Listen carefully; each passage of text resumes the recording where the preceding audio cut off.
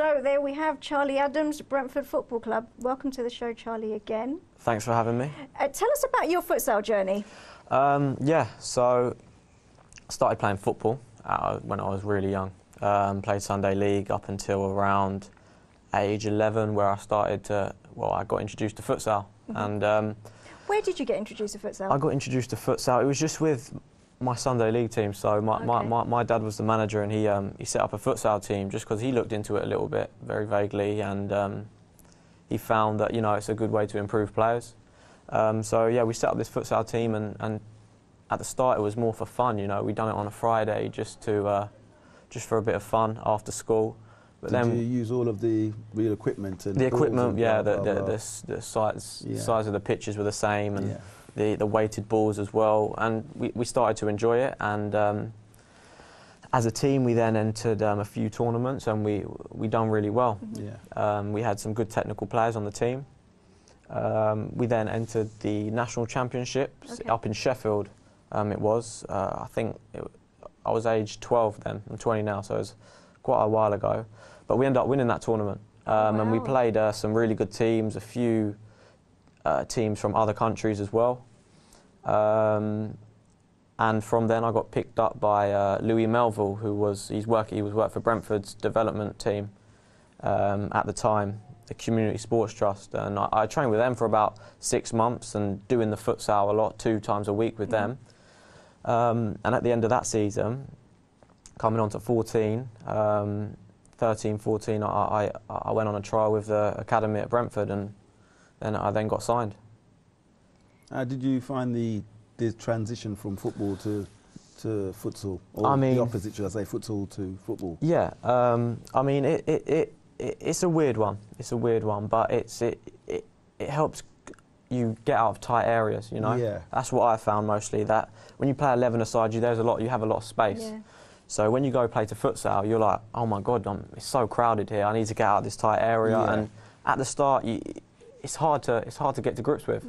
But after a while, I got used to it, and it helped develop my 11-a-side game, because I just felt that I have so much space on the field now. Yeah. Which obviously it shows in the top players as well. It shows how good they are. I just like to ask, basically, from the age of 12, were you still playing like 11-a-side? I was, yeah, I was. So it was. So you was getting the best of both worlds. I was getting the best of both worlds, yeah, absolutely. And I feel that's what a lot of the top foreign academies do as well. They play 11-a-side, but then they also play futsal as well, which helps them develop different skills. I mean, it increases your decision making as well, doesn't it? Exactly, yeah. I was going to say the techniques in futsal and football. There are some different techniques. So futsal, you play a lot with the sole of your foot, and the ball's weighted, so it is a lot easier to control the ball when the ball's weighted. But it just helps you, get out of tight areas, as I've been saying. And I know in futsal they tend to toe poke it quite a bit. They toe poke it a lot, and so that's it. So it's like a disguised one. And in football, it's a bit like it's more frowned upon. Yeah, should be using your laces, kind of thing. But if we remember Ronaldinho against Chelsea, he was tight on the edge of the area, and he toe poked bit of quick feet, and he brought it back as a technique again. Exactly. Yeah, because there was a massive thereafter. It was all over social media about toe poking the ball. Yeah, and it was as if, well, where has this come from? I mean, I think it's a very underrated technique in football, because it's you're running with the ball, and if you're in the box and if you give it the quick toe poke, it's different to you actually shaping up. So when you shape up to shoot, the defenders know that he's gonna have a shot here. But if you just toe poke it, then it's in your stride as well, isn't it? Toe poke. Exactly. Yeah. And it tends to keep the ball down.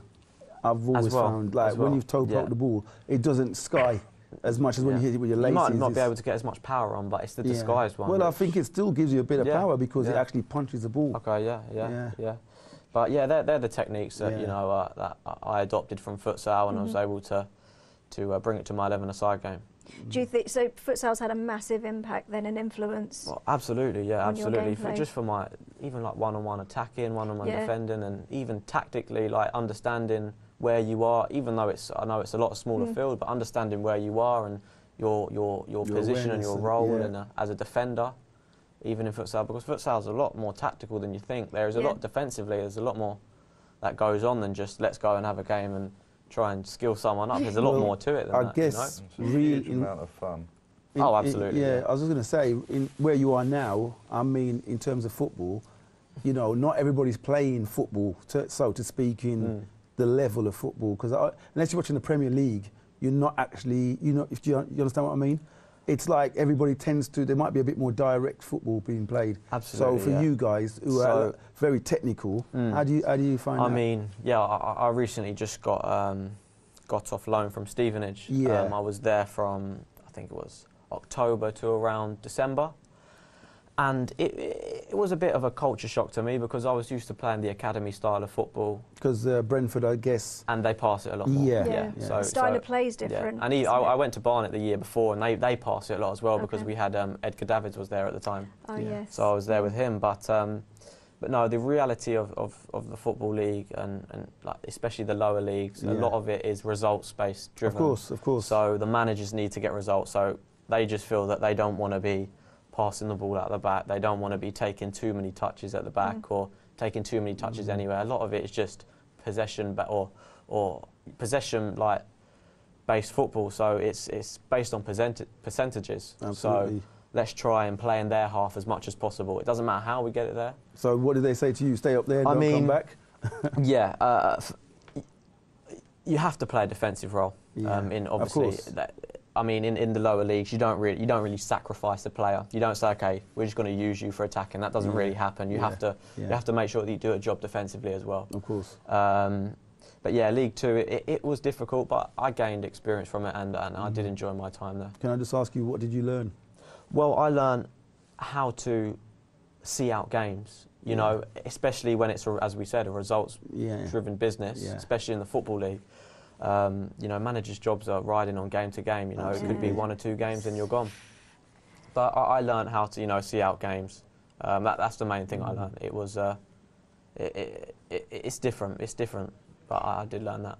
Are there many players that you know of that have come through futsal and have been signed a pro contract like yourself? I can't say I do. I mean, I'm the only one that I know of that has... Well, UK-based, I guess. UK-based, obviously, UK-based. It's a slim market. Yeah, very, very.